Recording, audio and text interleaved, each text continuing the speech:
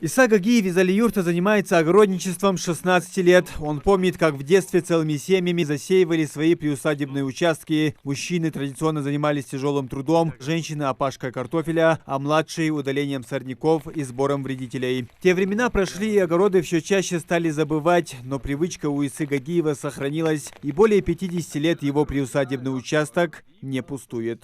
Вот перец, дальше помидоры, опять же свекла, укроп, дальше помидоры, вот чеснок бы, с левой стороны лук у нас тут, укроп, морковка, в общем все у нас тут есть, все. Иса Гагиев один из первых, кто подал документы для участия в конкурсе «Лучшее личное подсобное хозяйство». Мужчина надеется на победу, но это не главное. Важнее, чтобы посредством конкурса жители республики навели порядок на своих приусадебных участках. Я для себя, родственникам есть что дать, себе, ну чисто экологический продукт, это же хорошо, чем ехать куда-то на рынок покупать, ничего, не знаешь, что ты берешь.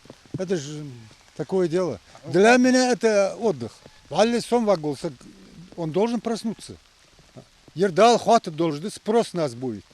Пустой уздолят, спрос однозначно будет.